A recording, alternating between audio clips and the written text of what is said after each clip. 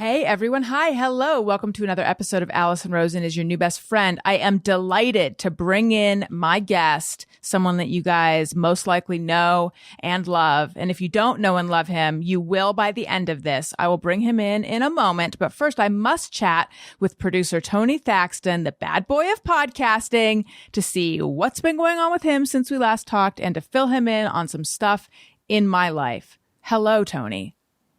Hello. Boy, it's just nothing but nonstop excitement over here at the Thaxton household. My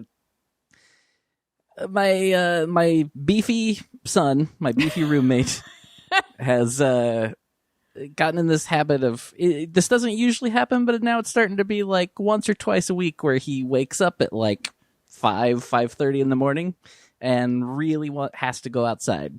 And... once that happens, then I'm just like, well, I'm just up now. Yeah. I can't go back to sleep once I do that. So I've been up since about 5:30 this morning today. You're like in perfect position to have actual human children if you want to someday. Yeah. Don't change your sleep patterns. You posted about this.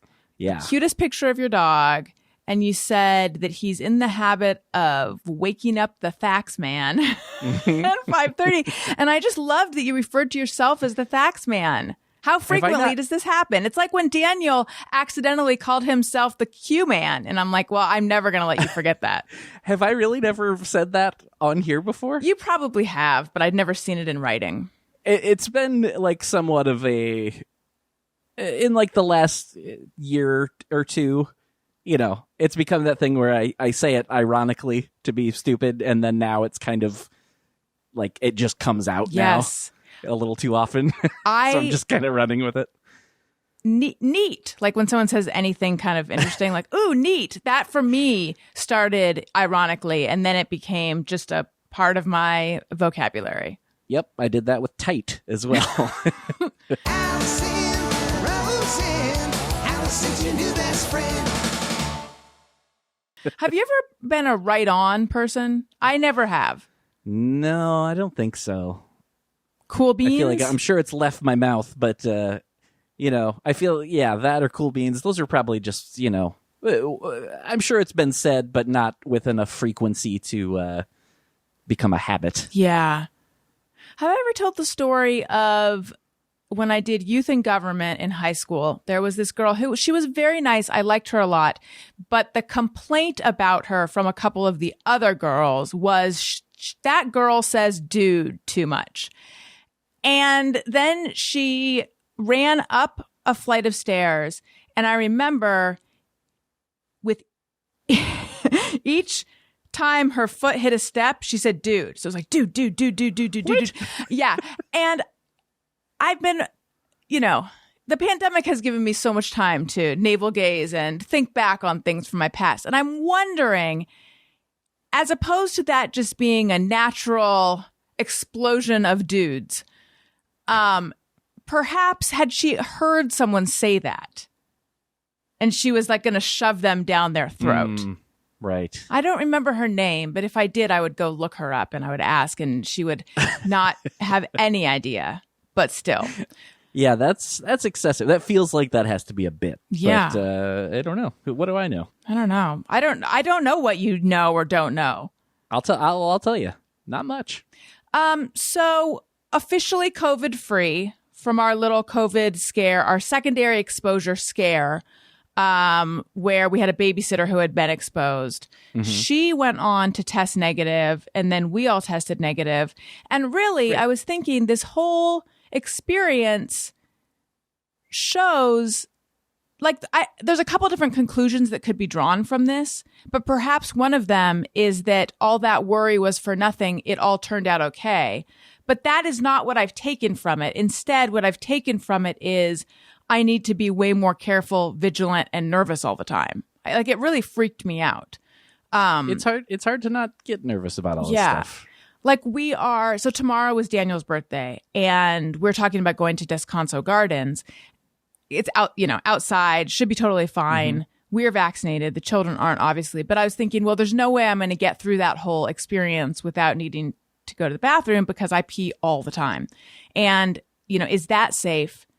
So I texted Wendy, who comes on the show a lot, because she's more worried about everything than I am, historically has been. And she's like, oh, yeah, we go all the time. Just use the bathroom that's not as crowded. But this having to reconsider everywhere I go and being concerned about being indoors again, I was not like this for a good chunk of months there. And I miss that happy time when we didn't realize what we had, Tony. I know. It was exciting, and I was kind of like slowly getting back in the world, and I wasn't freaked out at all. Like, I was just kind of even though I was kind of still not doing a ton, but I was going out, and I was just like, yeah, all right, I'm not really worried. And now I don't know what the hell to think. I went to coffee with your friend and mine, I guess. I guess you're friends with her. I don't know what's happening here, but with Mary Lynn Rice Cub. Uh-huh. Inside. We sat inside. Yeah. And I didn't wear a mask from my seat to the bathroom and back. That's the only time I've actually done that inside. But and so I thought, okay, well, maybe we're being hyper careful now, but everyone else is out there living their lives. But I'm noticing other people aren't being hyper careful as well. So I think most people are now back in this like, I don't know what's going on right now, so I got to play it safe realm. Concern is definitely growing. Yeah. I hate that. Yeah, it sucks real bad. It's pretty depressing. And also, just to get real depressing and deep for a second, then we'll go back to casual things, because I need to ask my guest about cheese, because he posted about cheese just about an hour ago.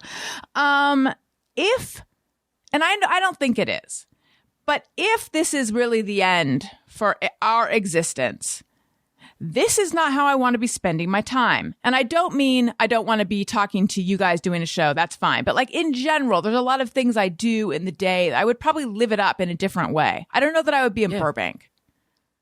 Yeah. Well, it's just because it's scary. You don't know what you can do, what's safe. And it's just, and a lot of things are still kind of like not, I don't know.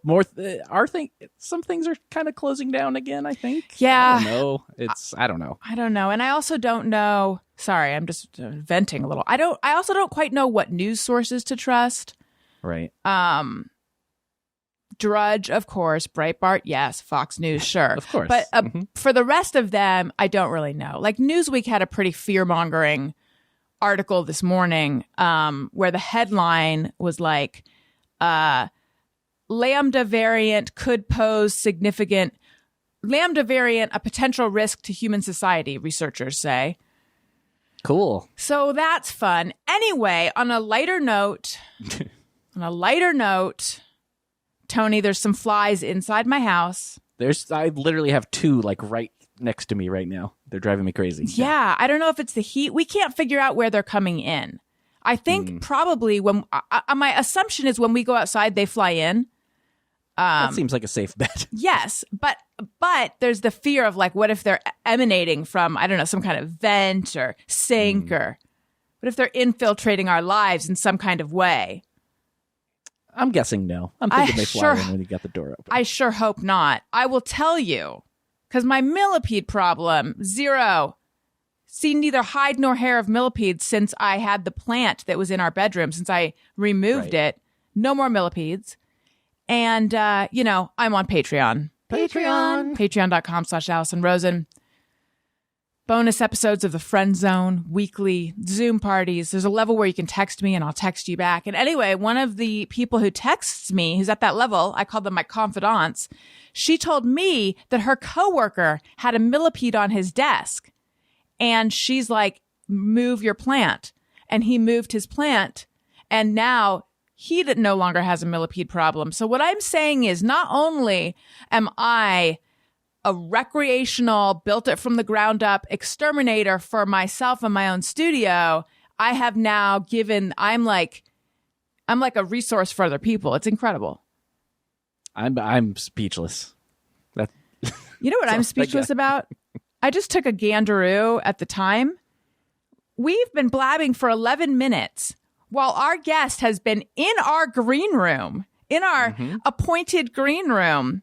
Thankfully, there's a nice spread and lots of drinks and pictures of other celebrities in there, and it's air conditioned. But I think I think it's time to bring him in. He is someone who's been on my show a number of times. Football analyst, writer, radio personality. You can hear him on the Extra Points Network, talking sports with Cousin Sal and Kevin Hench.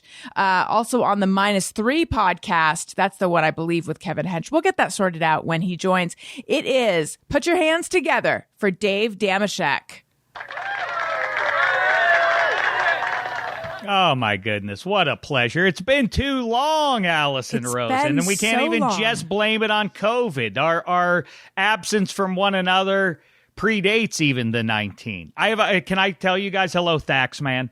Hello. Can I weigh in on what I missed there over those 11 minutes? Sure. Yes, definitely. First of all, Thaxman is bad, but not as bad as Q-Man. But even worse would be, I have a friend who I went to college with who we called, and I think we still call, I haven't seen him in a bit, Q.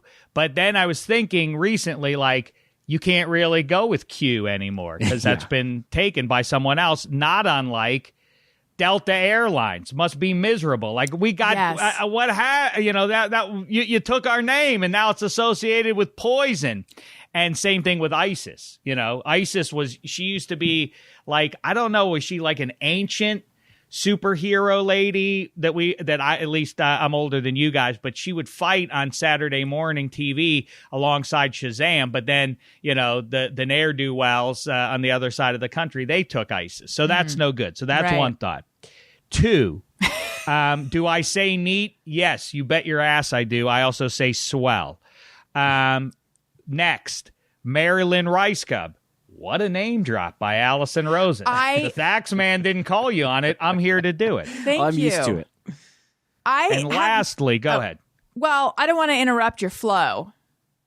I don't know if this counts as a flow. I'm just going over my jotted down notes. And last one is, you say you wouldn't want to be in Burbank. And I hear that. And, these sorts of things bring to the fore, like, wow, I want to enjoy every day going forward a little bit more than I have. I'm going to relish life a little bit. So then the question is, Alison, what do you wish you were doing? Where should you be if not in Burbank, kibitzing with the Thaxman and Dameshek right now? I want to continue kibitzing with the Thaxman and Dameshek, but 3 people I follow on Instagram, former guest of the show, Arden Marine, guest of the show, Brian Safi, and Anna Hosnier, who is a producer on Arden's show. They were in Rhode Island for what seemed like weeks, and they were posting pictures of it, and it is so fucking cute. I've only spent a few hours in Rhode Island, but from looking at their posts, I want to be in Rhode Island. Okay, that's a good place to start on the other side of the continental U.S. That's fine. My answer, I don't necessarily know where I'll be, but I've always said, like, I used to say when I was 20, when I get to 80, then I've moved it down to 75 and 70, and I'm considering making the move to 65 years young when the kids are out of the house. Heroin. I'm going hardcore. I'm going to go hardcore drug habit. Yeah, I think we talked about that. I think we bonded over how we're both going to do heroin when we get old. Except I have decided, because I had this conversation. Do you know people in Rhode Island? Because that could be an issue. That could prevent you from going to Rhode Island if you can't score over there. I don't know if I can score in L.A., but I got to get to work on that. You've got to be able to get it in Rhode Island, I'm sure. Smack? I don't know. I don't know where you can find horse. The injectable drug that I would do is Versed. And I don't even know if you can get that on the street. But that, I've talked about it on the show. Everyone knows I love Versed. Versed is the drug that they give you when they're prepping you for surgery. Oftentimes. Have you been under general? And I've never gone under the knife. You haven't? No, never. Somehow, as I'm slow of foot, and I not anymore. Now I tear my Achilles if I tried to run for 20 feet. But even when I was playing sports, I think my lack of foot speed kept me safe versus my peers. I think other guys were moving so fast. It's like, oh man, he hurt his shoulder or he broke his arm. Like Dameshek wasn't going fast enough to, like, how badly can you hurt yourself if you're only going 1.5 miles an hour, Have you had a colonoscopy? No, I need to do that. Yeah. That's something else I need to do. Well, I believe a colonoscopy they use Versed. So anyway, when you when you go under general, they give you a drug to relax you, and it is the most peaceful and ecstatic I have ever felt, and that is called Versed. So, and I think they Sounds good. I'm looking forward to my colonoscopy. And someone was like, "Yeah, they've lowered the age." So, put that camera up my butt. You're hooked to colonoscopies, in other words. I am You're just into nobody it. understands that you're in there for the Versed. It's just, what is this? Wait, this Alison Rosen is back again? Another colonoscopy? What's going on here? Didn't we already? just look in there? I'm taking the spike for COVID. That's what I'm what I'm having other people inject for me at least twice so far. Yes. I wouldn't say I'm hooked on it, but so far the early returns have worked out. I'm pretty excited. If I was so like getting the vaccine was really a high point of this weird year and a half and more that we've had.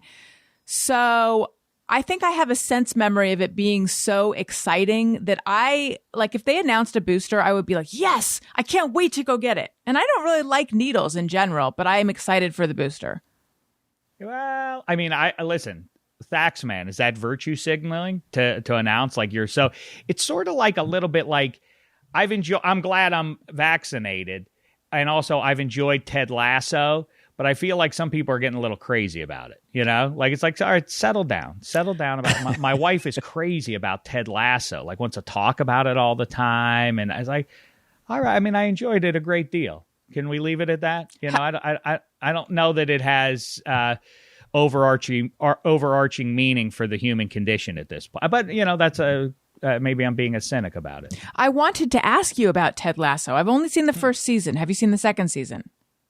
I keep falling asleep watching, which isn't an indictment of the show, just that the kids stay up a little bit too late, and I get a wine or two in me around that time, and it's a perfect storm for slumber on the couch. Right. So I get about 10 minutes in, and then I have to catch up. I enjoyed the first season, but it was like a new religion for people who are super into religion. Yeah. I wasn't fanatical about it, but I will say, because one of the things we've talked about before is that sports doesn't really make sense. The fervor people have around sports, I've never really experienced that. And I think I asked you, what is the deal with sports? What's good about it? But watching Ted Lasso, I could feel what it is like to really care about a team. So I got it. Well, see, this is a big step for you as someone who has denounced sports through and through. Did it hurt my feelings, given that I have largely built my adult life around said sports? Sure, it did. But you know what? It's water under the bridge.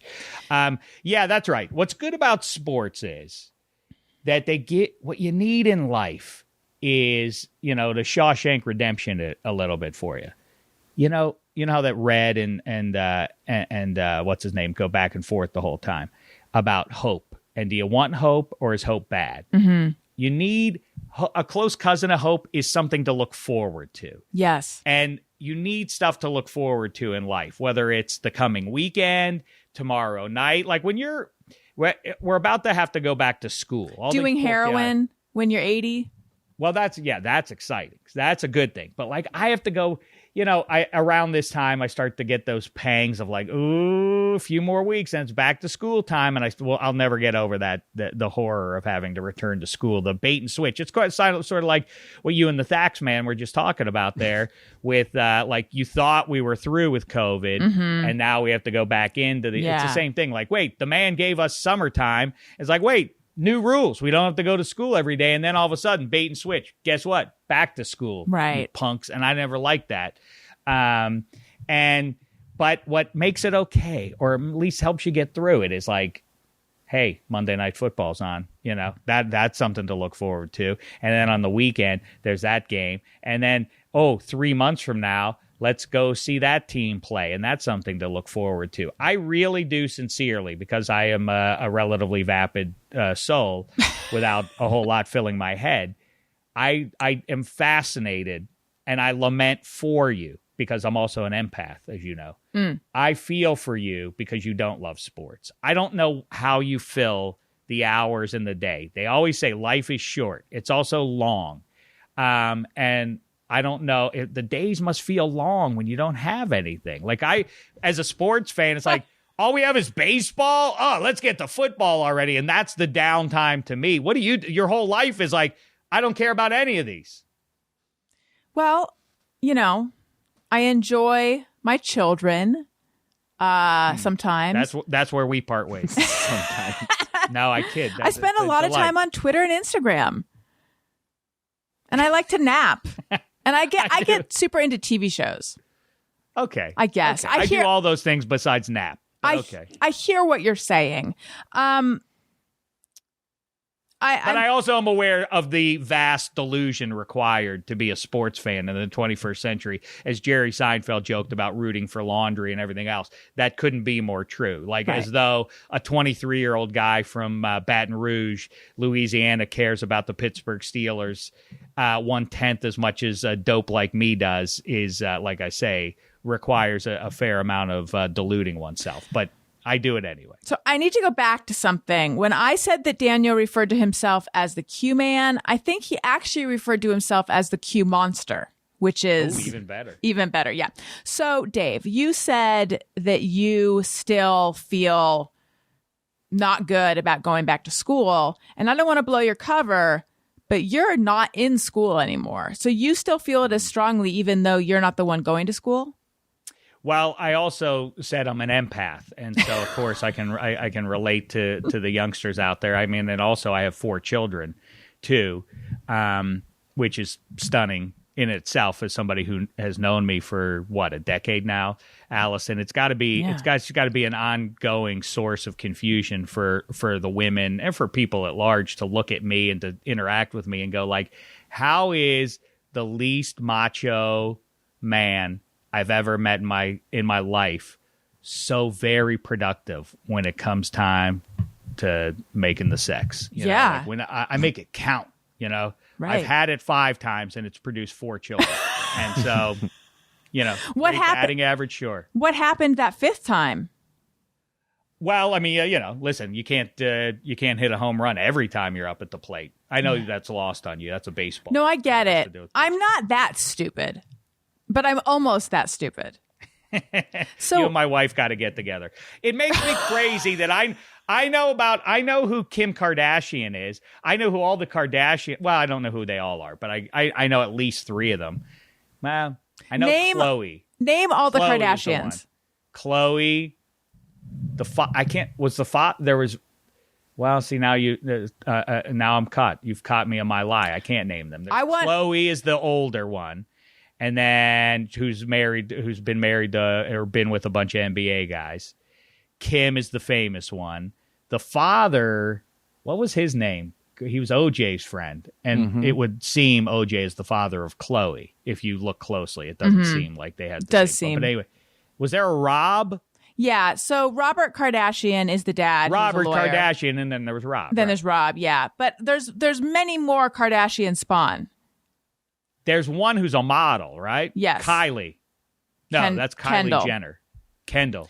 I don't know, but my point is I know some of them, and I know that Khloe was with a basketball guy or 3, and I know that I know that Kim was married to Kanye and all of that, and I don't care about their lives. It is therefore vexing to me that I cannot invoke any name, that there is no name in sports that rises to the level of my wife knowing who that is, short of Tom Brady. She knows if I say Tom Brady, and she could tell you LeBron James is a basketball player, and that's the end of it. Like that's where her list ends. She cannot go. There's no famous sports guy who she'd be like, well, yeah, of course we know. I know who. She wouldn't know who Mike Tyson is. She wouldn't know any of it. Not Mike Tyson. Yeah, that's a fun. You know what? You've just given me an idea. I have to start quizzing her. Yeah. On a microphone just to shame her. Because that'll be good. That's interesting. Your wife is not into sports. Not at all, but I think that's good, isn't it? Probably.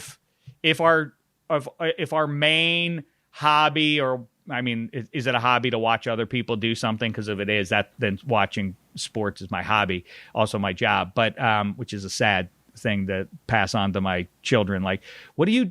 I watch grown-ups who are better at something than I am, and then I talk about what I think about what they did, as though I am in a position to weigh in on what they just did when I couldn't do 1/100th of what they just did, but I'm still going to criticize. Well, them that's all commentators, I suppose.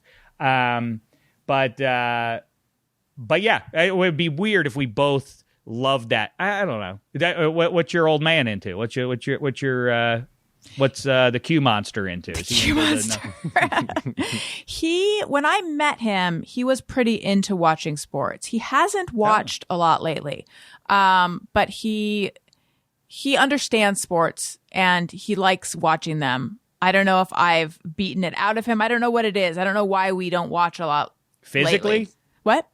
Physically, you beat it out of him? I did, yeah. I told you about this dumb stuff on my TV. That's right. I just wanted to condition him. I wanted him to associate sports and pain.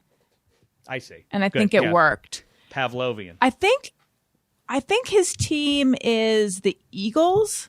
See, that's what you should know. You could at least. That's what I said to my wife. I don't care if you know. I certainly don't expect you to sit here and watch. I'm not trying to torture you. I'm not trying to see how deep your affection runs via your interest in my teams. But there is a minimum standard. Shouldn't you know? Shouldn't she know? Shouldn't you know what is, upsetting me or giving me glee? It's a little upsetting if my wife couldn't tell you that Dave loves the Steelers and the Penguins, as my team. Like, that'd be a little bit of a bummer. I hope she would know that much. I think he likes the Eagles and the Ravens. You're not allowed to like both of them. Okay.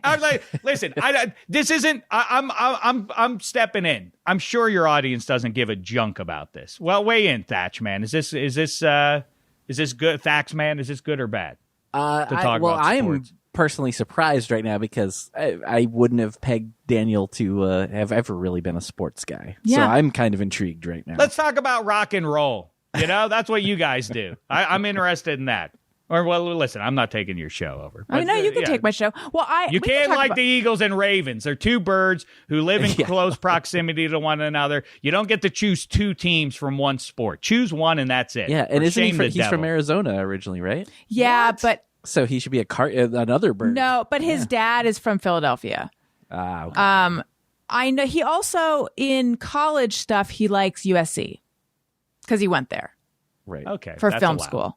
Yeah, he's more into film and art and stuff than sports, though. But he does have this sports part of him. And then my brother-in-law is very into sports. So when the two of them get together, boy, do I not like to overhear all that talking that I can't get a word in edgewise and I don't understand what they're saying. That's kind of the thing. I get into people who like to. I like to lay into them. About declaring in public forums amidst conversation about like when it's May 4th, may the 4th be with you and whatever. And, we can debate whether or not Star Wars movies should belong to kids. But, there's a nostalgia for people of a certain age with them and they hold them dear and right or wrong, they love them.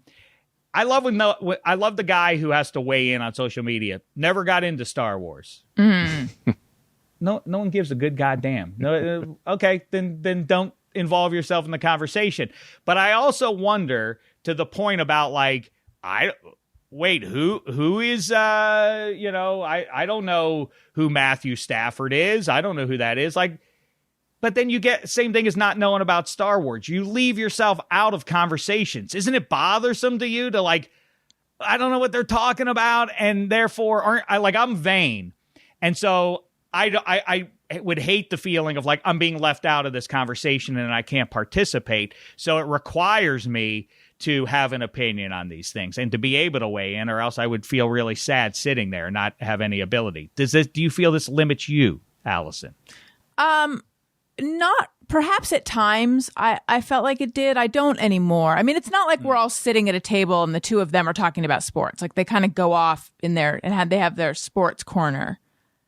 And it'd be fun. You know what you should do on your show? If all of you guys don't like sports, then you should have a fantasy football league this year. That would be funny to follow along, wouldn't it? It you would just have be. to draft them based on it, see how anybody does. But the Thaxman enjoys sports. Thaxman, right?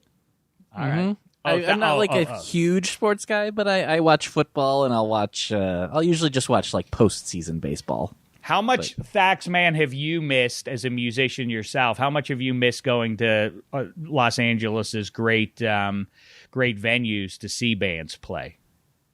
A fair amount, but in all honesty, more so the actual just not being able to be the one playing. To play. You miss Yeah. that more. I guess Yeah. that stands to reason. For sure. But yeah, because I toured for so much of my life that, in all honesty, I don't end up necessarily going to shows a lot of the time just because I've spent so much of my life at them. So I feel like a lot of times if I'm at them, I kind of prefer to just be playing them. on a bus, or did you have like a luxury bus like you see in movies, or did you have to like stuff into a van like the Ramones did in the early days? Well, both. In the early days, a van, and then moved up to a bus. Yeah. Is that miserable, or is it sort of some of your best memories? A little bit of both. You know, it's a lot easier to do the van thing when you're 24 or whatever. Ain't that right? Know. Ain't Yeah. that right? What you can stand, that's something I have realized over the last decade. The stuff that you could stomach when you were like 24, not bad an eye at. I like the idea of sharing a hotel room with Yes. somebody makes me want to throw up. Yes. The thought of it is so vile to me. And people are like, what happened to you? Like, I mean, am I the weirdo? I feel like, yeah, I have less tolerance than I ever have. And it's not like I ever suffered, surrounding characters all that much. But at this advanced age, I really am like, just please. I used to go to South by Southwest when it was primarily a music festival, and I wrote about music. I went like for 9 years, and there would be like 8 of us in a hotel room. I remember sharing a bed with so many people, and then getting out of the bed and trying to walk to the bathroom and stepping over people to get to the bathroom. And that was just what you did. Or going to another city and crashing on someone's couch. That was also what you did. Thank you to any of it. No, thank you. Yeah. Right. It really feels, I can't, I look back at myself and wonder what I was thinking. I would never be able to do that anymore. I But can't take a anyhow. red-eye flight anymore. The last time I did can't do that. it felt unsafe. I was too out of it. Well, I feel like the biggest jerk in the world on the red eye because I'm the only one who doesn't sleep on them. So I put the light on, and then everybody makes the noises. Like they don't say directly, "Excuse me, we're trying to sleep." They just that whole thing, and then I feel shamed out of it. You know. So then again, back to my empathy. I turn the light off, and then I'll just sit. I mean, I haven't been on a red eye in probably 2.5, 3 years, but I hate it, and I just sit in the chair in darkness because I can't look at anything because there's no lights, and I just sit there and I suffer in the tedium of each second, and I feel it tick off, and I always swear to myself,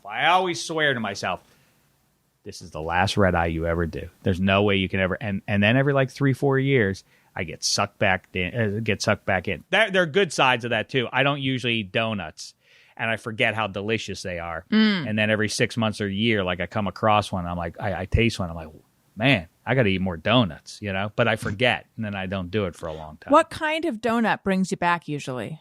Buttermilk. Buttermilk is the best donut. I like a powdered cream. Of course, the big division when it comes to donuts. There are a few items out there that point to self-esteem issues for people, and they lay bare that people have weird self-worth stuff going on. I cannot wait to hear this. One is the cake donut. In a world of cake donuts, who would choose a raised donut? That person's a weirdo. Okay.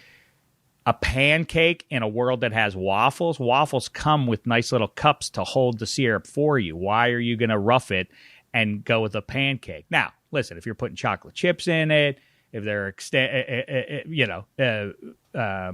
extraneous, what's the word I'm looking for? Circumstances.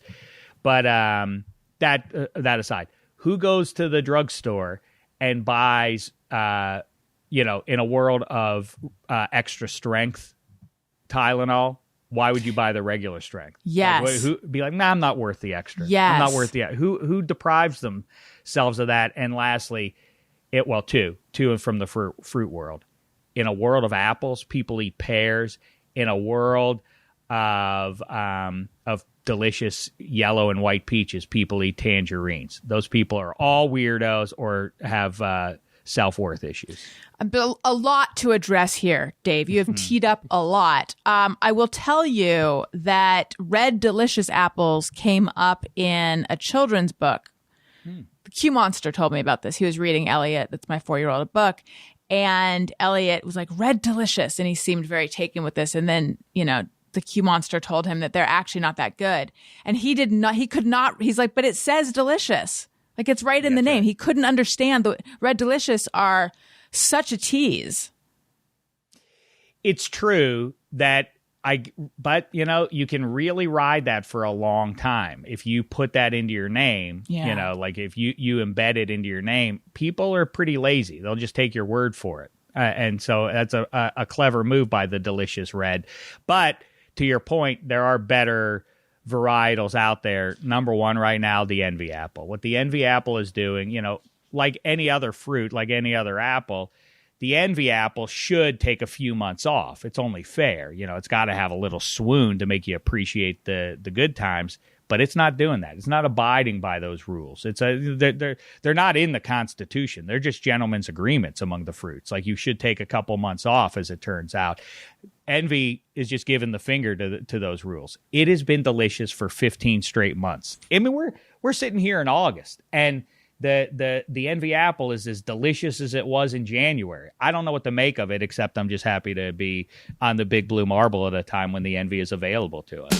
Snapchat. Is there backlash against the envy for not honoring the gentleman's agreement that the other apples have agreed to?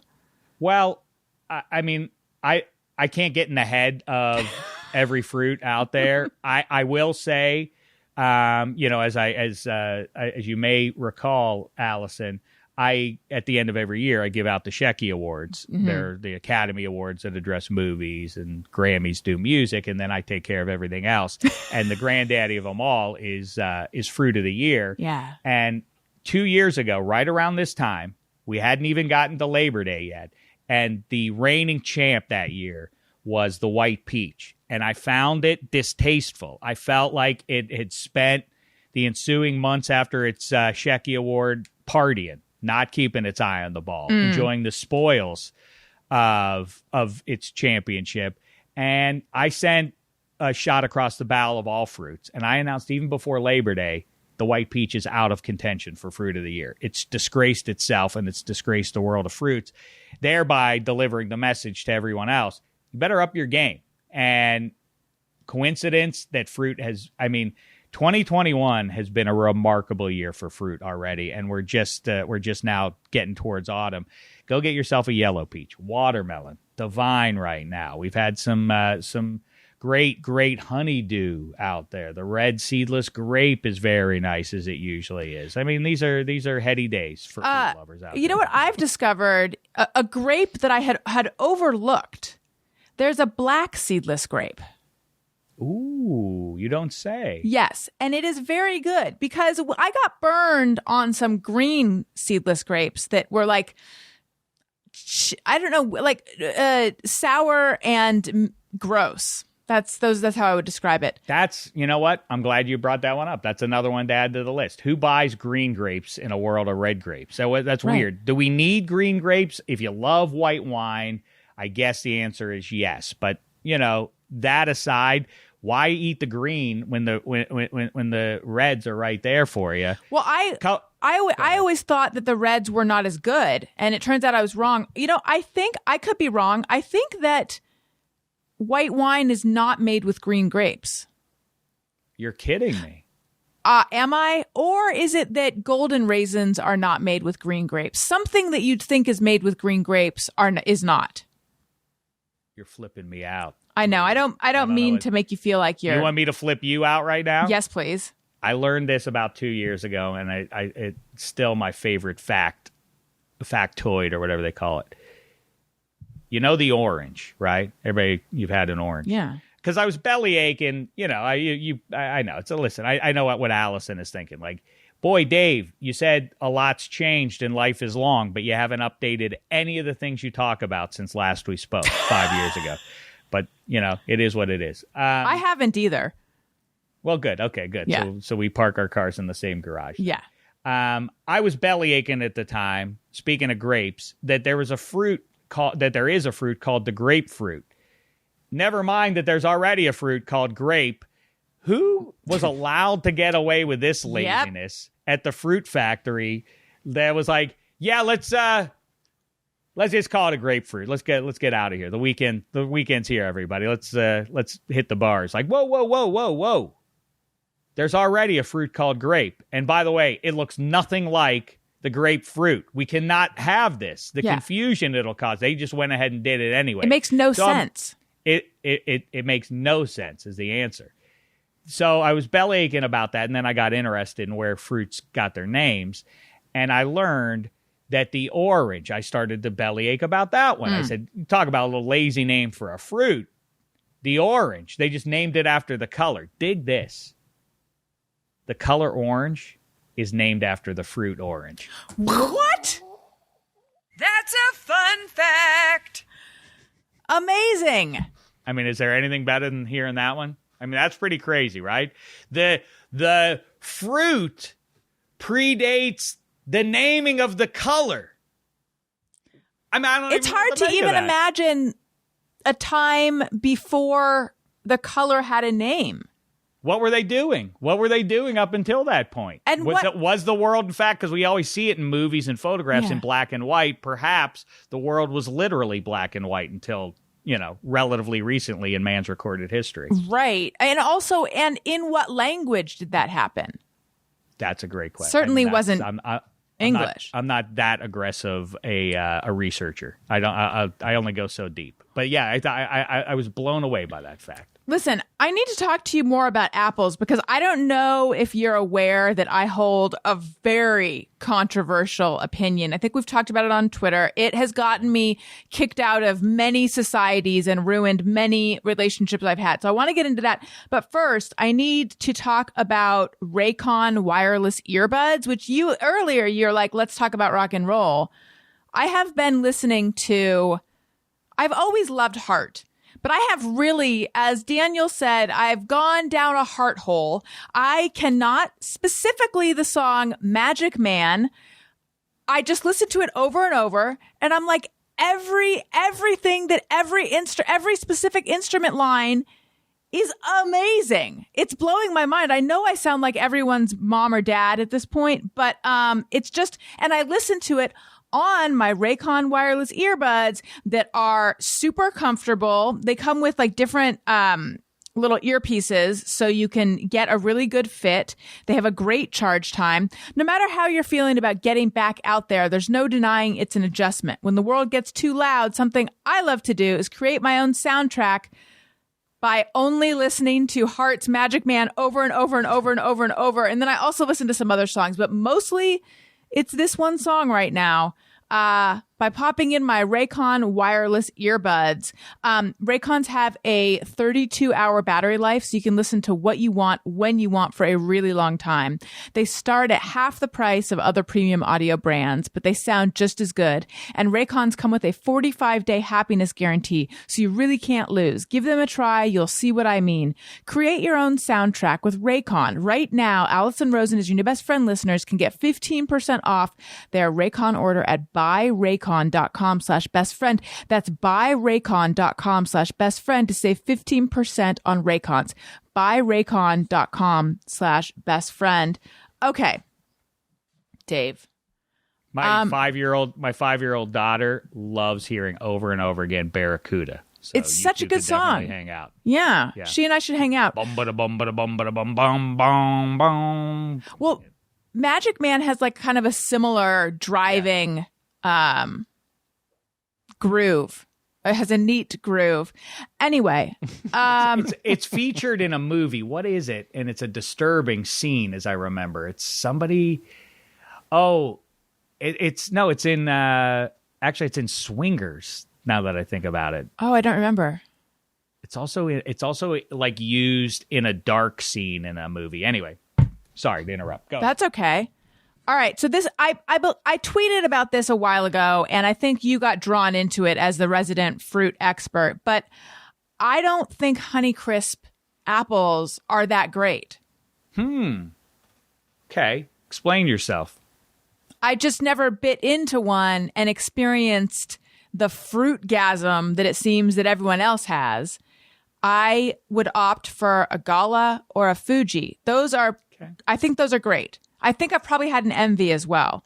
But I just, I don't know. The Honeycrisp is fine, but everyone else, and I don't know if you're one of these people, I think you might be, acts like it's like a cut above and it's a whole different sensation. And, you know, oh my God, it makes me look at apples in a new way. And I've just never experienced that. Similarly, and this actually makes me wonder, am I missing some kind of receptor on my taste buds or something? Cotton candy grapes. I've never been like, oh my God, it tastes like cotton candy. To me, it just tastes like a grape. Oh, well, then now I know there's something afoot with your tongue. Okay. Because I hear you on the Honeycrisp. Like, maybe you've been spoiled by the Envy, as I have for all other fruits, because when you ate that Honeycrisp, would be everything. If you ate it in May, it's probably not going to be that good. You got to eat it in its figurative and literal sweet spot. I think it's all right. The cotton candy grape, though, that makes me worry, because whether you think it's too gimmicky, you know, for this analyst's taste buds, I don't know what goes on. I don't know what voodoo they put on those things. But one thing's for sure, it tastes exactly like cotton candy to me. I can't believe it. I can't get over how it tastes like. You know what else I've been eating a lot of that tastes crazy, that takes you on a journey in your mind? Have you tried Kettle Chips dill flavor? No. You take a bite, it doesn't taste like a dill pickle. It tastes like an entire kosher deli. Somehow I take a bite and I'm like, whoa, I get like half-second visions of being with my grandparents in Harrisburg, PA or something, like in a deli, like, whoa, and then I come back to reality, but then I eat another one, and I keep taking these journeys into my past. It is crazy what they can do with chips and chip flavors. We got to bring the Thaxman into this, because I don't know that he and I have discussed a lot, specifically the insects in my bathroom and COVID. And sometimes we get into just raging fights over my unplugging the equipment in my studio. I've gone into the reasons why I do that. But Tony, I don't know how you feel about fruit. Very well. On the Honeycrisp front, I am one of those people that love a Honeycrisp. Really? Yeah. What is so good about it? I don't know. Overall, I feel like it just has way more flavor than other. Now, to be fair, I think there are probably others that I just still haven't even had. I'm not sure I've ever had an Envy apple. Oh, we got to hunt it down. What isn't available all the time is the Cosmic Crisp, but like in January, February, you can get it. Taste that. It tastes almost like a cherry as much as it does an apple. I'm sorry to interrupt you. Oh, no, it's fine. I don't. My fruit knowledge is definitely not strong, because I've also never had cotton candy grapes. I don't even think I knew those were a thing until like a year ago. Yeah, people get so excited about them. And I'm not one of them. I feel. What was the other thing you brought up? There was another food you brought up that I feel like you said something, and my opinion was different. Grapefruit sucks. Pomegranate sucks. Yeah, pomegranate with that hard shell and those little chalky baubles that come out of it that don't taste that good and aren't that satisfying. I don't understand the charm of the pomegranate. And the one that really baffles me, that everybody seems to love besides me, is the mango. I don't get that texture. Oh, I love Seems mango. like it's bad. Every bite I take, it's like, is this supposed to have this texture? That can't be right. Seems mealy and gross to me. There's something granular and stringy about it, but it's a good flavor. Yeah, I like the flavor more than the actual fruit. Like, you know what I like is, like, you can get like bags of like dried mango. That's what I like. Maybe I'll give that a try. That's a real workout for your jaw. It is. But hey, what else do I I have to heard do? you talk about the millipede. Yes. Millipede. I didn't even know those happened out here, but those things are the grossest. And it reminded me, sports related. I like to think about the teams. There's now the Cleveland baseball team is now the Guardians because they can't be the Indians anymore. And so they changed their name. And then it made me think about that. And a lot of people don't like it. But millipede makes my list of animals that are so vile that you could never even name a team after them. Like you could have a killer animal. You could have, like people have sharks and people have tigers and all that kind of stuff. There are even like variations of snakes. There's the diamondbacks and cobras and all that. But like can't have tapeworm. You couldn't be the Phoenix tapeworms. You're right. I love those. Or like most rodents don't make it. Like you couldn't be the weasels. Couldn't be. A lot of bugs don't make it. Roaches, obviously. I said tapeworm, but really any kind of a worm. Tapeworm is an especially disgusting worm, It though, seems I think. really gross. Yeah. It seems like you wouldn't want. I don't know what the logo would be, but so we can't even go that far down that direction because just on tapeworms, we can't name our team that. No, no tapeworm, no heartworm. That's about the extent. Oh, I think there's something called a whipworm. No, thank you. Ooh, just virus. That's a living thing. Like bacteria. Like you couldn't be that. Like you get real little molecular. Right. Like, we're the paramecium. Couldn't be that. No, nobody. That wouldn't make any sense to do that. That'd be dumb. Listen, you guys, if you are feeling depressed or struggling with uncertainty or having difficulty sleeping or meeting your goals, BetterHelp offers online professional counselors who can listen and help.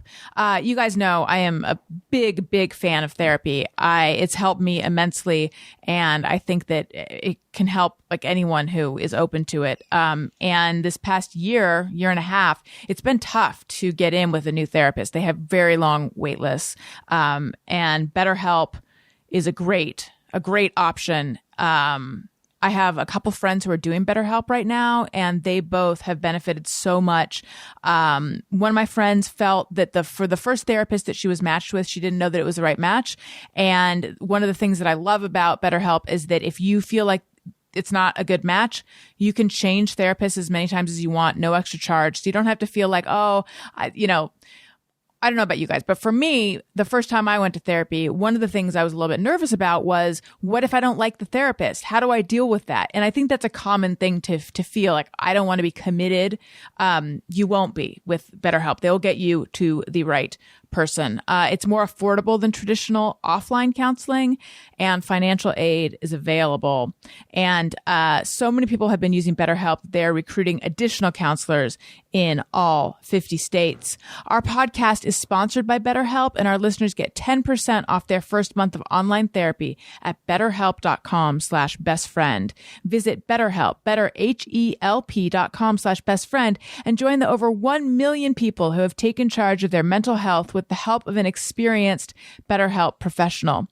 Okay, so I do have questions that people have sent in on Patreon, so I want to get to those. But first, I do want to just do a little catching up. So you were at the NFL Network, but you're not anymore, right? No, I was there for a decade. What happened? I parted ways with them.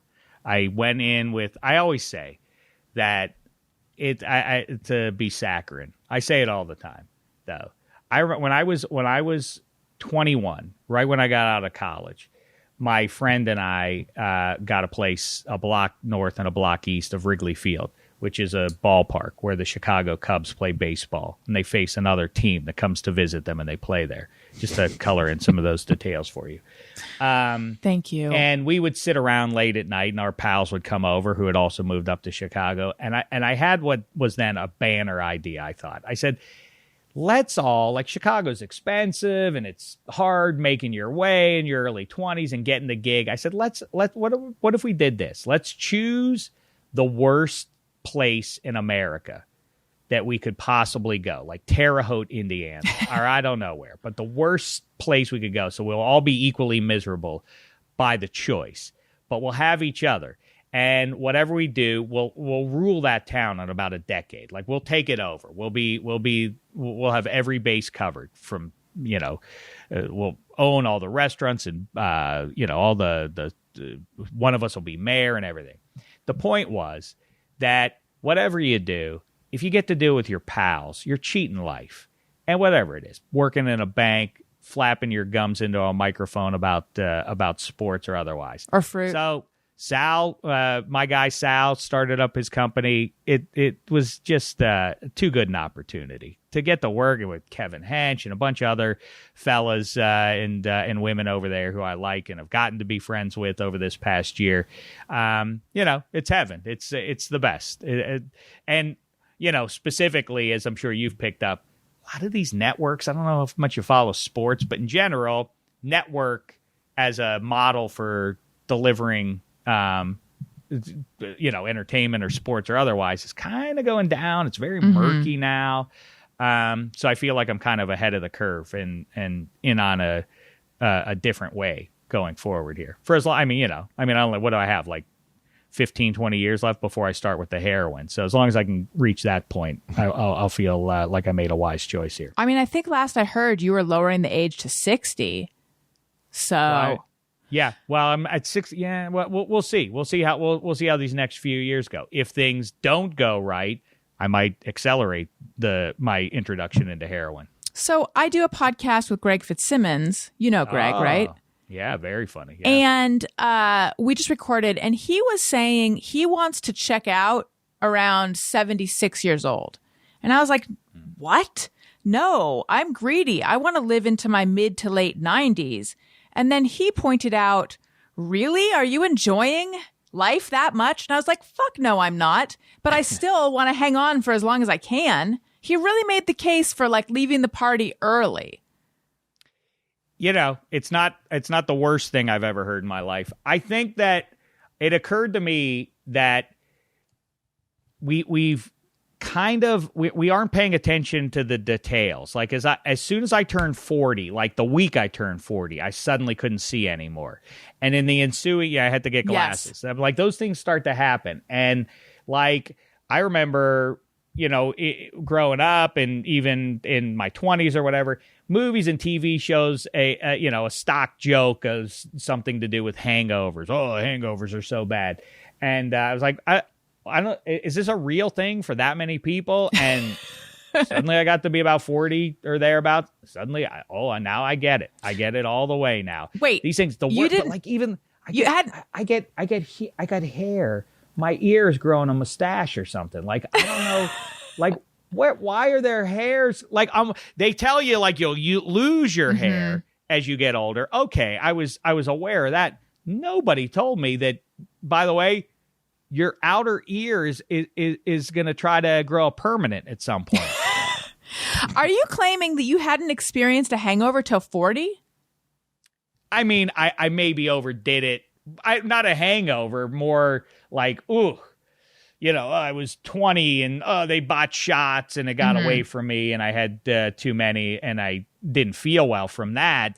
Maybe, but that was once or twice in my life that I ever really get.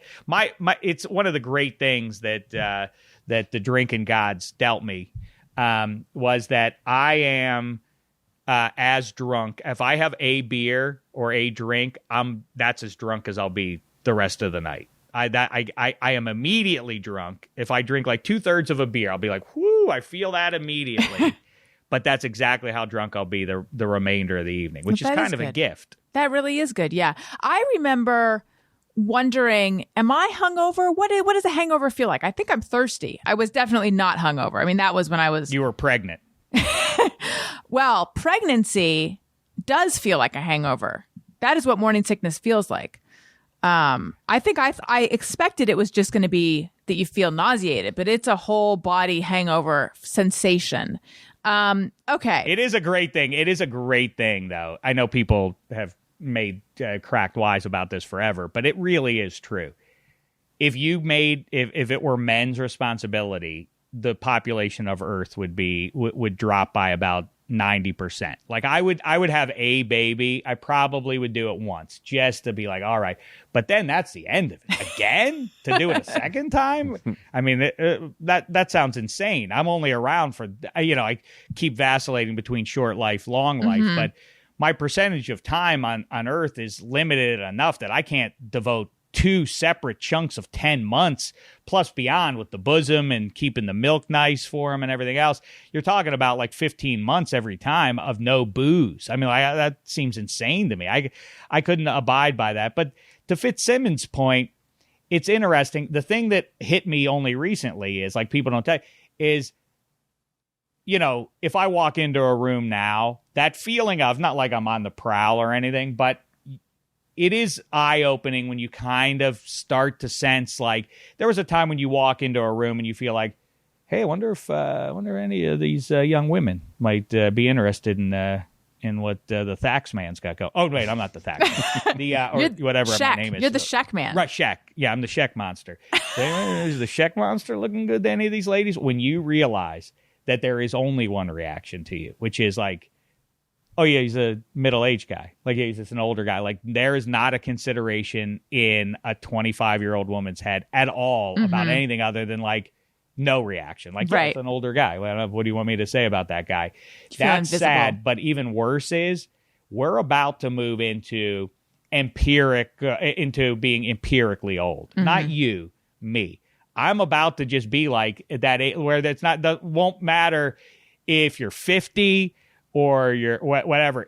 People any age will look at you like he's an older man. Like, that's just what it'll be. Like, it'll just be, I won't be decrepit, I hope. I won't be on a cane or anything, but by any measure, it'll be like, yeah, he's an older gentleman now. Like, and that's not 25 years away. I'm going to take that look on.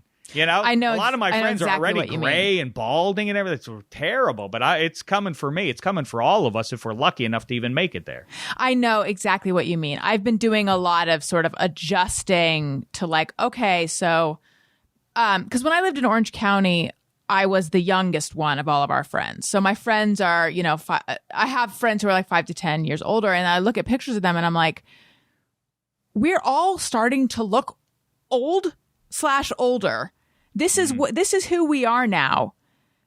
And there's still a lag between seeing that, recognizing that those are the trappings, or the, that's an older looking person in that photo that is my friend. By the way, if any of my friends are listening, I'm not talking about any of you. I'm talking about other people that you don't know. And making sense of it, because it still takes me a moment, because I don't envision us that way. I don't think of us as middle-aged. I'm glad that you even include yourself in there, because I really have a hard time. It's the same thing, I guess, as death itself. Like, we can all, our intellect, the human intellect, allows us to indulge all sorts of realities and otherwise, and theories. The one thing we cannot fully grasp is the end of ourselves. We can see everybody else. We cannot grasp the world without us anymore, and our little points of view of, like, literally, as I sit in this chair and I see this picture, and when Alison Rosen or the Thaxman ever comes into my brain again, I will always go to my literal point of view of looking like, I remember talking to them. Yeah, it was in the evening and it was kind of golden hour out. And it's that specific memory. You remember doing something with your grandmother, and other people might have been there, but only you saw it with your eyes, with your literal eyes, and you're recording them, and your memories go away. When you go, there will be no one else to replicate those memories. Oh, as long as those younger than you and your family remember you, you're never really gone. Yeah, to them, but those memories ain't going to be there. Those things, it's hard to conjure the elimination of those from the world. I know. It's why we beat all the other beasts on the planet Earth, is because of our brains, but that's the limitation of our own intellect, is that, right? That's right. And with me claiming that I want to make it to like 95, 98, how much of my brain is going to, make it there? Is it going to be like, did I check out at 82, but I'm still hanging around to 98? I'll take it. And if you're aware you've lost your mind, is that going to be good? Well, Probably not. I don't know if that'll be fun, kind of, to be kind of a little bit loopy, or. Well, I'll be doing heroin then. All right. So- right. See? Thank God. This is going to be great. All We right. just got to find somebody who can provide for us, because I don't know, like, because we'll be two old people and we're going to be out on the streets like, hey, come on over here. I mean, I don't even know how you hook that. Thaxman, you're in the music community. You'll hook us up, right? You'll steer us in the right direction. Yeah, that's totally my scene. Yeah. Keith Richards will still be around. He'll if you Yeah. could put a call into him, maybe he could steer you in the right direction and help us out. All right. I have some questions that listeners sent in on Patreon. Let's ask those. Patreon. Questions from our fans. Okay. Jen Hershey says, how are baby Oprah and John Claude Van Dameshek doing? They must be teenagers by now, but I still think of them as little kids. I didn't know they were specific to me. How nice. Yes. They're just the best. They're rays of sunshine all the time for me. Baby Oprah is not 18 or in her 20s or anything, but she is about to go into high school now. She's 14. Jean-Claude Van Dameshek thriving as well in middle school. Well, they're about to both go back into schools for the first time in forever. And between them and the two little ones, I keep saying to people when they ask, like, how's the last of COVID been for you? I'm like, yeah, I know it's bad for a lot of families and has really been ruinous, but it's kind of been nice. Like I spend time with these four bums all the time. What am I going to complain about? It's been, I really do weirdly think 10 years, 20 years, but then I'll be into the heroin again. But until then, I really will be like, I kind of miss COVID. That was a good, for us, this house was a lot of fun because it meant, unlimited time with the most important people. So what am I complaining about? How old are the little ones? They're like, I think they're both like under 18 or something like that. They're 5, girl 5, and 7-year-old boy. Oh, same age difference as my little kids. Is that right? Yeah. Okay. Ray Morgan wants to know which teams have the best and worst uniforms in 2021. Wow. Well, that's a powerhouse question, and you've come to the right place. The Las Vegas Raiders still have, probably the gold standard, even though it's silver and black, of uniforms. The one that I really fancy, my cross to bear as a sports fan who looks at who watches games, pretty religiously night in and night out. My least favorite teams in sports wear some of the best uniforms. The Philadelphia Flyers wear this smart orange and black getup that looks straight out of 1975, and it makes me swoon every time I see it, and they are my most hated team in any sport. Same goes for the New York Islanders. Glorious uniforms. I hate the Penn State Nittany Lions. Love those spare white and dark navy getups that they wear out there. The Steelers have among the best. I don't just say that as a Steelers fan.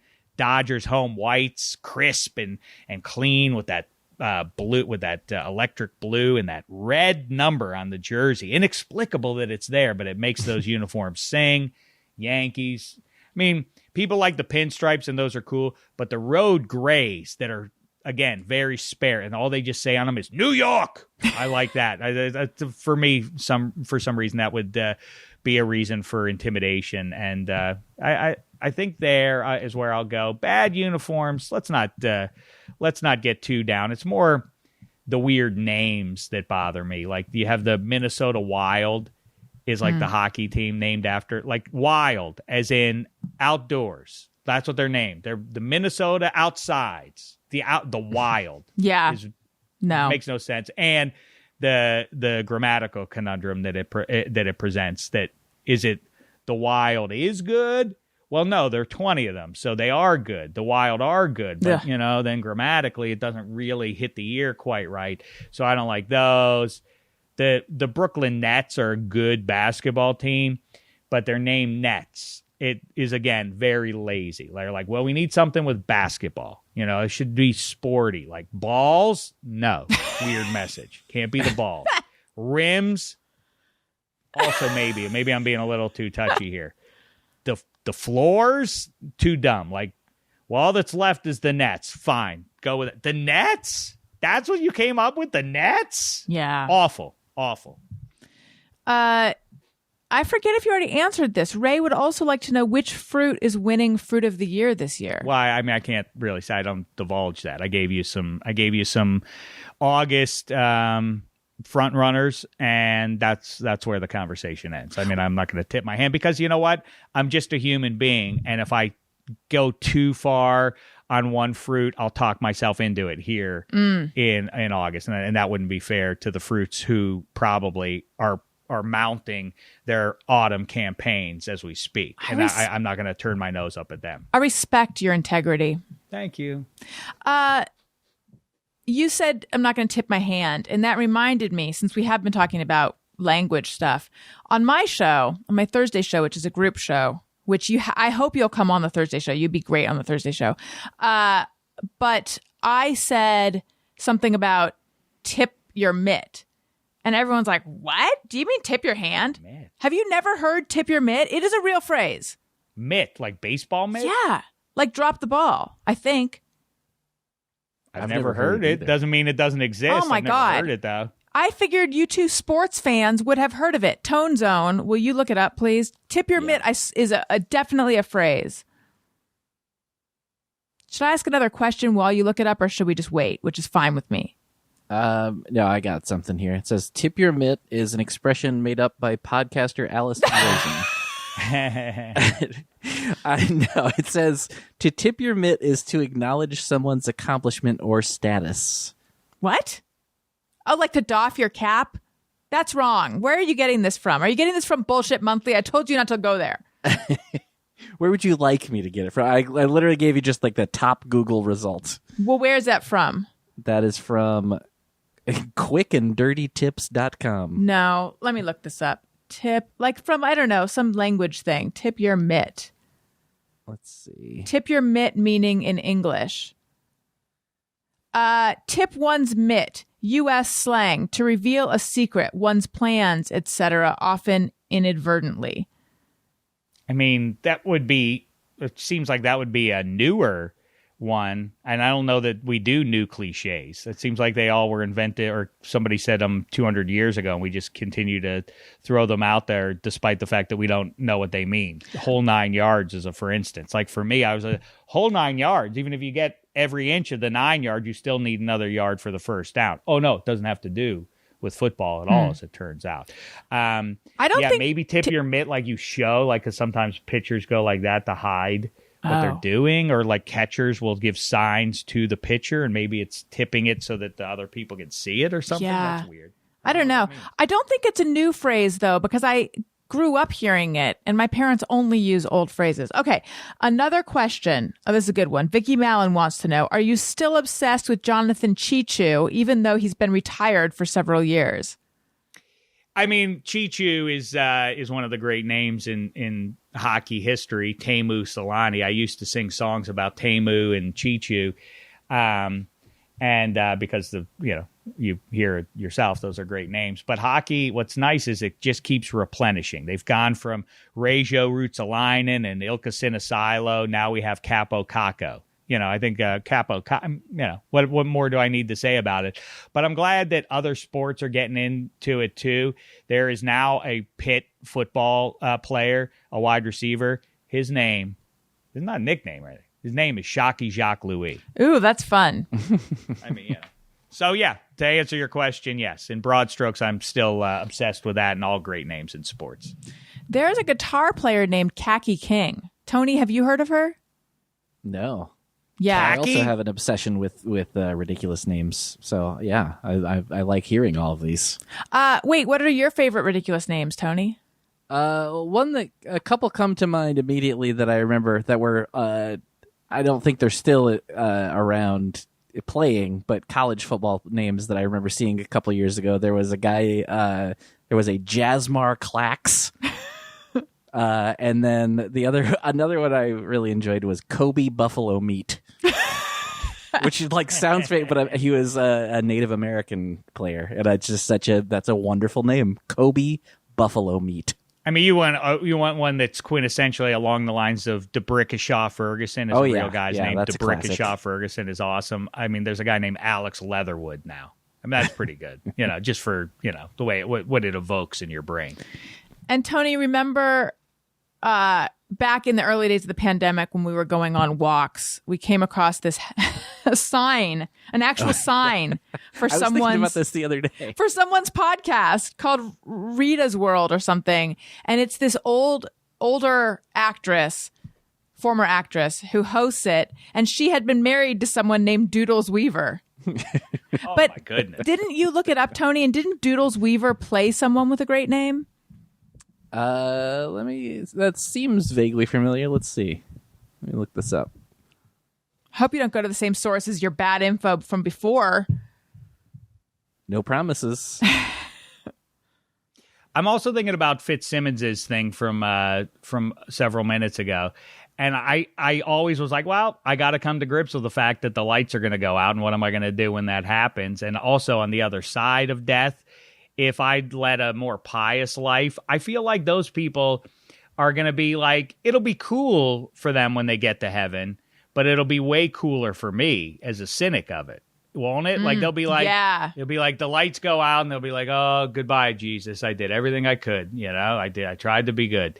And then the lights will go out and then they'll come back on and you'll be in heaven. You'll be like, great, thank good. But I'll be like, holy hell, it exists? I'm glad to be wrong. I'm wrong. Eternal life. Who's going to be happier? Right. Dave Dameshek, You're right. That's who. Right. Because they have expectations, and expectations are what really suck the joy out of a moment. Right. Exactly. But then I also think are we going to, I really am hoping that we're going to have like a Matrix kind of thing where they'll just like, boop, boop, boop, boop, boop, boop, boop. They'll just download our intellect and emotions onto a chip and throw us all out into space, and we'll just live out there. Planet Earth will be used up, but no matter. We'll all just live forever as computer chips floating around on some satellite or something. That works too. That would be interesting as well. Like in The Matrix. Yeah. Did you see The Matrix? I'm starting to feel like Alison was looking to kind of get past that one. Maybe it's because it was a lame point, but maybe it's because she never saw The Matrix. I did see What The do you Matrix. think, Thax? You did I have seen it. All right. She seems seems sincere. Right, I have. man? I've been red pilled. I believe her. I saw it late, though. I think I saw it because I'm like, I need to see this movie that everyone is referring to all the time. See, there you go. You didn't want to be left out of the loop. That's right. When I saw it opening night, Jerry Seinfeld was there. Oh, wow. Wow. I can drop a name too, Marilyn Rice Cup. Marilyn Rice Cup has become my real friend. She was a guest on the show, and we spun off into a real friendship. We've gotten coffee 3 times, and we You're text better than this. and you voice. don't need to be bragging about famous people, You're just jealous. Well, I am. That's true. Tony, did you find out who Doodles Weaver played? Because if not, I have another question. I have. Okay, so I think what you're thinking of, it's not somebody that he played, but this may surprise you. Doodles, only a nickname. He's got quite a mouthful of a real name. His real name is Winston Sheffield Glendenning Dixon Weaver. Love it. Yeah. I don't know if that's what I was thinking of. But I'm not seeing any sort of ridiculous name of anything that he played. Yeah. He had his own variety show called The Doodles Weaver Show on NBC. The way that these people, we don't know who they are at all, and they're posting about their podcast by hammering a sign into a tree, that is depressing. That is depressing how much you can have your own variety show and you can be famous, but the younger people, they don't know at all who you are. And I'm not even that young, and I don't know who these people are. Well, yeah, this was the 50s, so it was a while ago. Wait, so who are you bummed out for? I'm bummed out. Doodles? I mean, probably for myself. For what? Because you see in Doodles where you're going to be in 30 years? Yeah, I'm going to be the modern day Doodles. Both of us, Dave. Lady Doodles. Yeah, both of us. Because, we've attained a little bit of, and same with you, Tony. We're all a little bit known, but we're going to be washed away by the sands of time. This is why we had children, though. Don't you see, Allison? That's what I've told so many people. They're like, I don't want to have kids. I don't want to have kids. What are you going to do? Like, listen, it's an investment. Even if you don't love it. I happen to have enjoyed it immensely. But even if it's not for you in the moment, consider it a long-term play for yourself, not for them. Because short of the heroin that we keep talking about, what are you going to be doing when you're 71? You're going to be watching them do stuff. You know, you're not going to be doing anything. You're not going to be an active senior. You're going to be lazing around. You're not going to have energy or otherwise. But you'll pick up the phone. What are you doing, child? Hey, grandkids, are they going to come over? Again, something to look forward to, Allison, Yeah. you see? All right. Listen, we got 3 more questions. Let's just bang through these, then do it just me or everyone. And then we're out. Megan Parkansky, Aaron Rodgers, go. I think, as much as I've loved Aaron Rodgers and considered him for a long time the most talented guy playing the position, and I actually enjoy his sense of humor too. He's not the same hardo A personality of like Tom Brady or Dan Marino yelling at teammates. So not to say either one of those guys isn't a nice guy, but within the context of a game, sometimes you'll say, you get into the game, like that kind of stuff.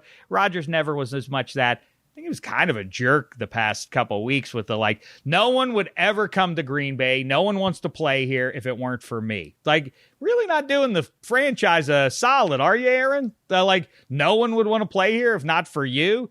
I get that you have an ego, but you're also really putting a stink on the town where the people, as I say, I don't think that Pittsburgh Steelers players care about the Steelers legacy as much as I care about it. I've been rooting for them for decades. They've only been on the team for a year and a half.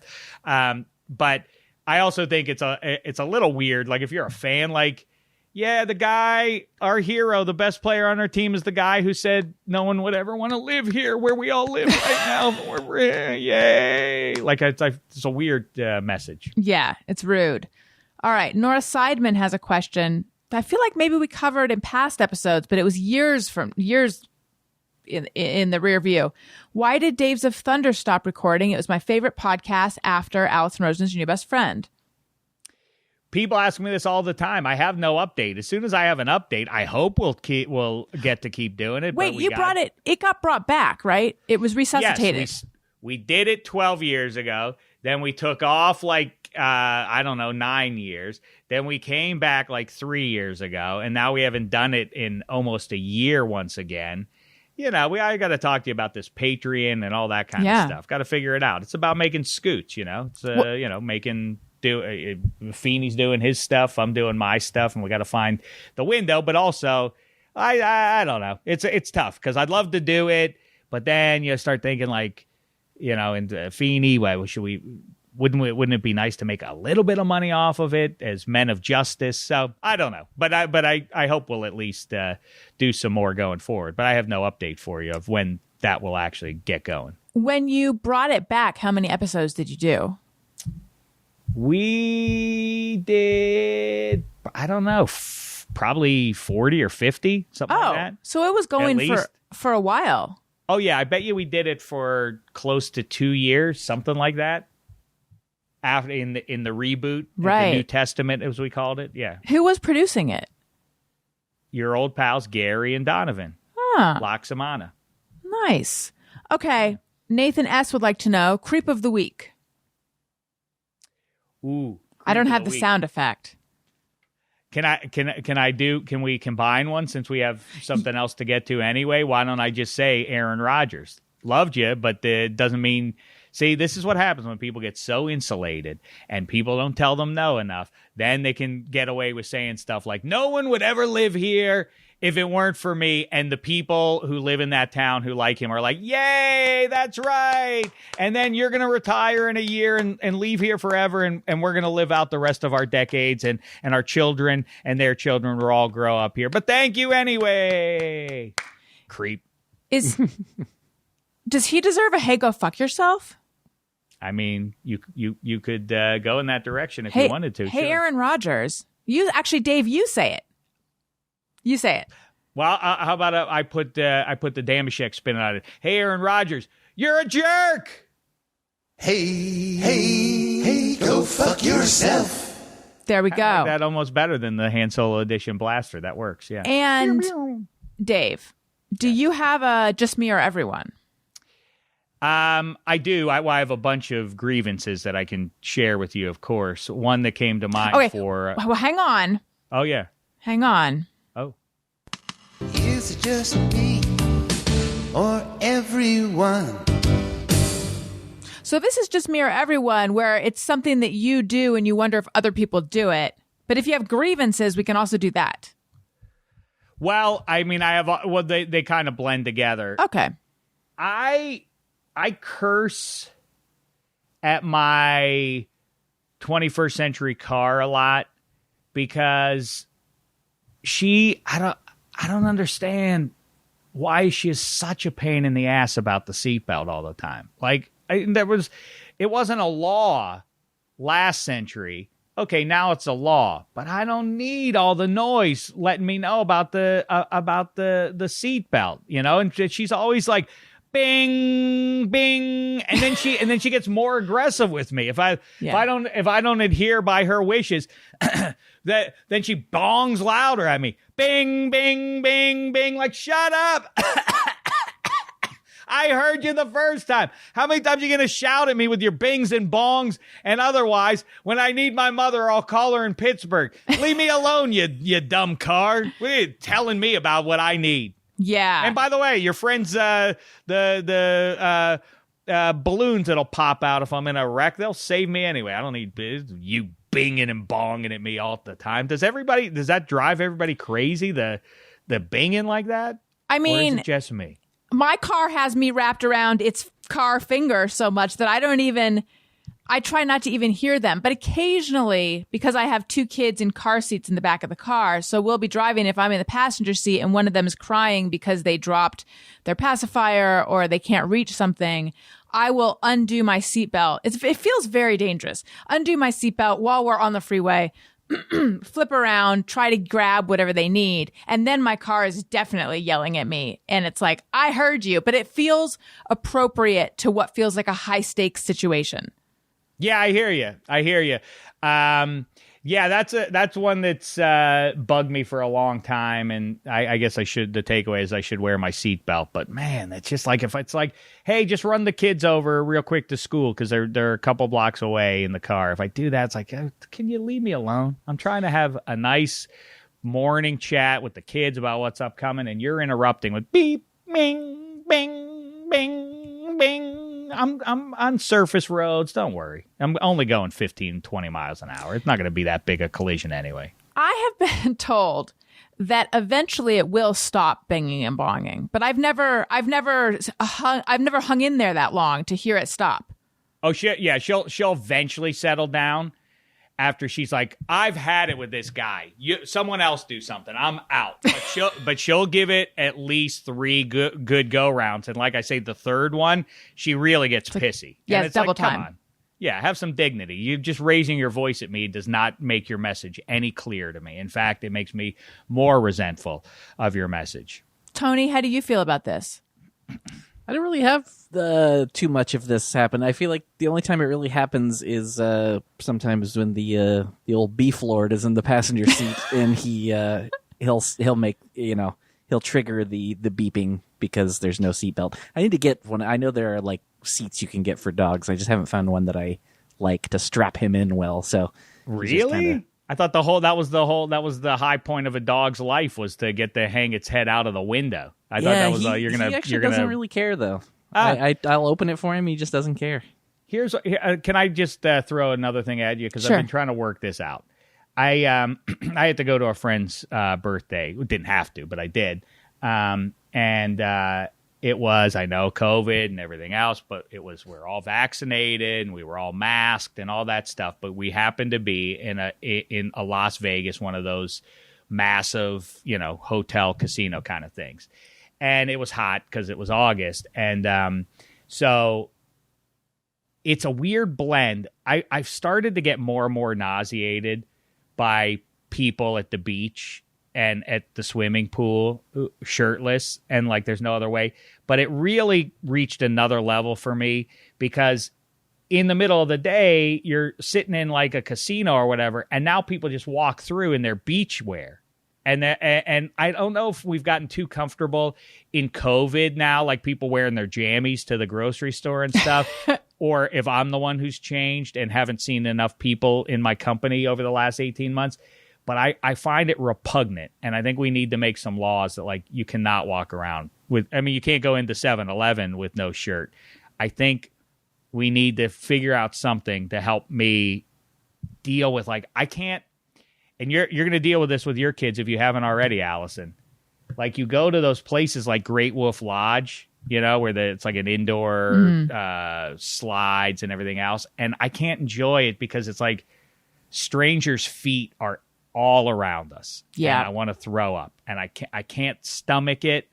And the shirtlessness, and we need to have standards as a society. And I you know what I don't do? I don't parade myself around. I'd like everybody else to meet me here and just wear one of them workout things that guys now wear in the pool. You know, like I see guys more and more wearing a shirt in the pool. I think it's because they're vain, but it also spares my eyes of the disgust that lays underneath. I think you should have a rule: no shirt, no shoes, no check.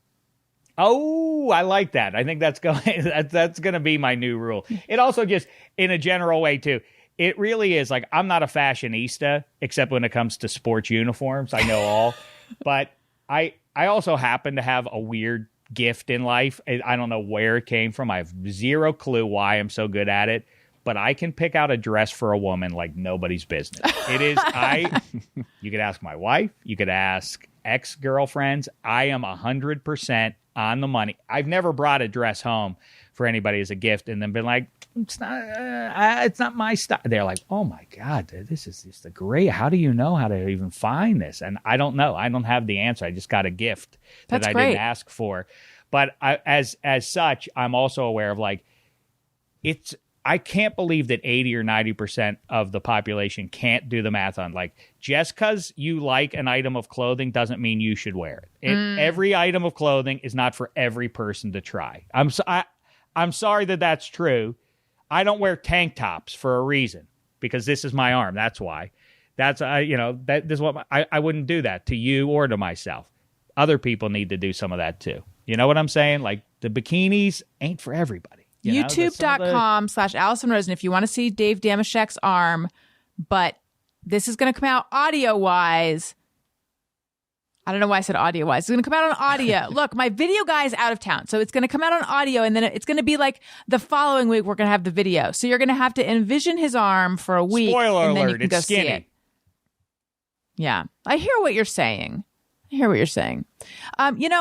had never heard of the Great Wolf Lodge, and then this week I heard about it from one of my friends with benefits. That's a collective name of my patron Marilyn people. Ricegum? No.